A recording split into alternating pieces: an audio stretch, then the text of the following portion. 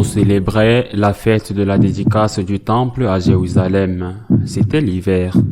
Jésus allait et venait dans le temple sous la colonnade de Salomon. Les Juifs firent cercle autour de lui et lui disaient: « Combien de temps vas-tu nous tenir en haleine? Si c'est toi le Christ, dis-le nous ouvertement. » Jésus leur répondit: « Je vous l'ai dit, et vous ne croyez pas. Les œuvres que je fais, moi, au nom de mon Père, voilà ce qui me rend témoignage. Mais vous, vous ne croyez pas, parce que vous n'êtes pas de mes brebis.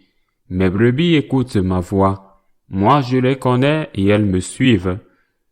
Je leur donne la vie éternelle, jamais elles ne périront. Et personne ne les arrachera de ma main. Mon Père, qui me les a donnés, est plus grand que tout, et personne ne peut les arracher de la main du Père. Le Père et moi, nous sommes un. Acclamons la parole de Dieu.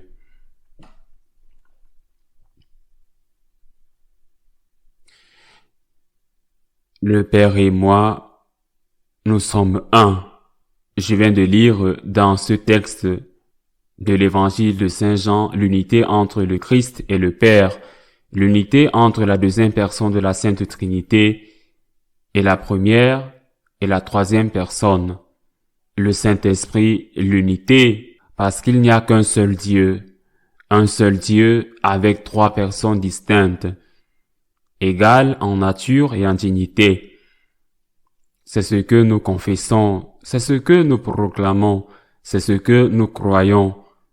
Mais cela n'a pas toujours été la croyance de toute l'Église. Ignorer l'histoire, dit-on, c'est être condamné à la répéter. Et c'est ce qui nous arrive aujourd'hui. Nous proclamons que le Christ est vrai Dieu et vrai homme, mais ce n'est pas toujours l'Église. Toute l'Église qui l'a proclamé ainsi. Il y a eu un moment dans l'histoire de l'Église où l'immense majorité des évêques ne croyaient pas en la divinité de Jésus-Christ. Une personne qui n'a pas étudié l'histoire de l'Église l'ignore sûrement. Mais c'est une réalité. Même le pape de l'époque avait des doutes. Après la mort de Constantin, qui en 313 a donné la liberté à l'Église avec l'édit de Milan, ce n'est pas son successeur immédiat, mais le suivant, Constant II, et encore un autre empereur, Valens, penchait vers les Ariens.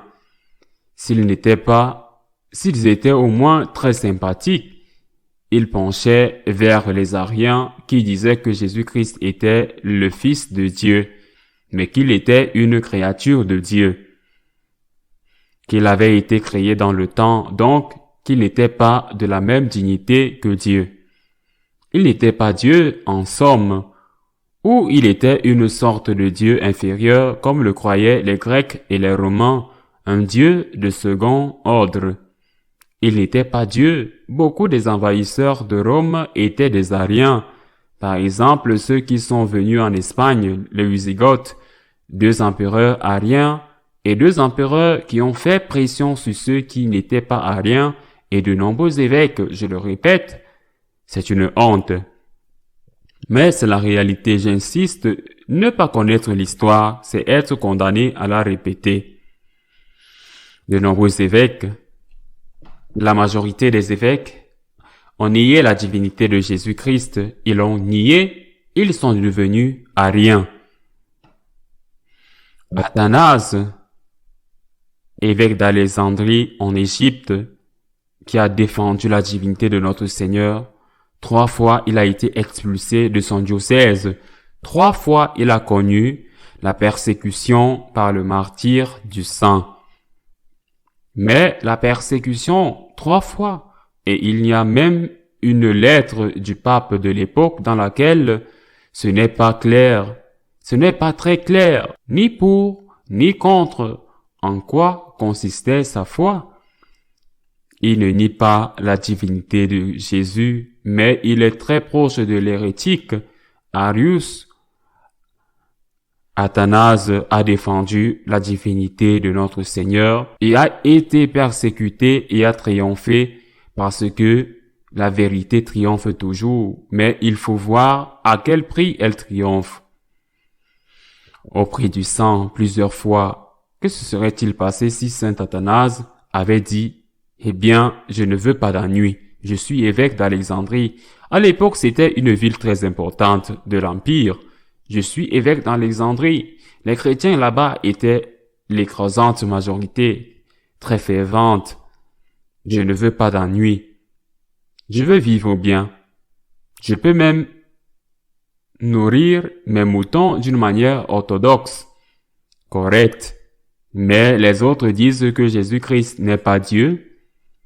Eh bien, que le pape le défende ou que l'empereur le défende, ou que quiconque doive le défendre. Je ne veux pas d'ennui, mais Athanase voulait des ennuis, ou plutôt, il n'en voulait pas, mais il ne les a pas évités. Cet Athanase aimait le Christ plus que les ennuis ou l'absence d'ennui qu'il pouvait avoir en le défendant. C'est une figure emblématique. Sans saint Athanase, nous ne dirions pas aujourd'hui, en 2023, le Christ est Dieu. Peut-être qu'il y aurait eu quelqu'un d'autre.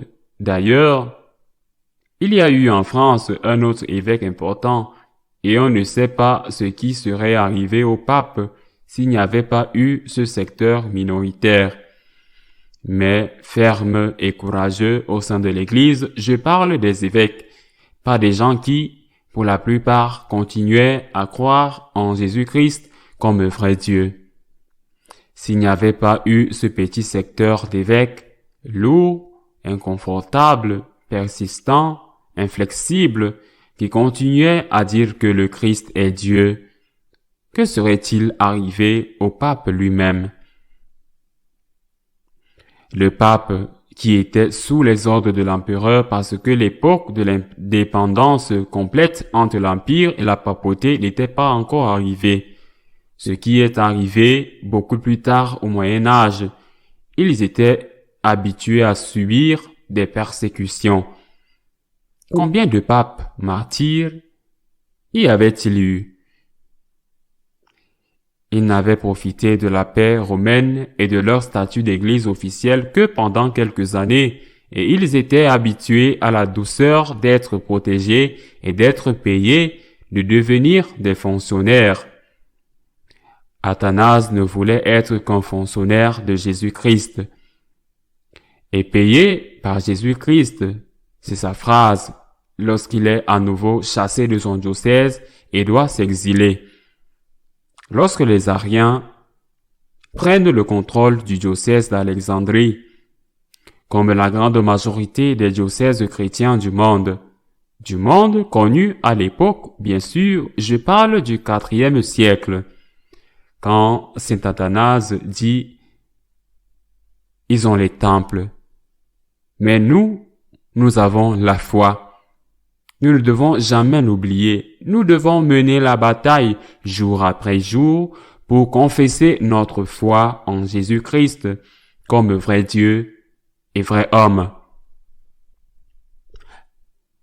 Le Christ est Dieu. Je ne me lasse pas de le répéter parce que c'est l'hérésie de notre temps et qu'il faut que quelqu'un dise les choses parce que je vois que la grande majorité se tait. Parce qu'il faut que quelqu'un dise les choses. Le Christ est Dieu. Le Christ est Dieu. Le Fils de la Sainte Vierge Marie est vrai homme et vrai Dieu. Le Christ est Dieu. Ces paroles ne passeront pas, ces enseignements ne passeront pas. Ces enseignements ne sont pas temporaires. Ces enseignements ne sont pas liés à la culture de l'époque. Ces enseignements ne peuvent pas être modifiés.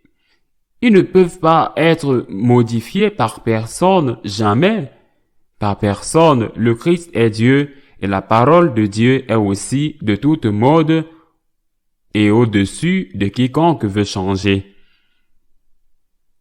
Demandons au Seigneur de nous donner le courage que les saints et les martyrs ont eu pour le défendre et l'amour pour le défendre sans perdre la charité, même envers nos ennemis.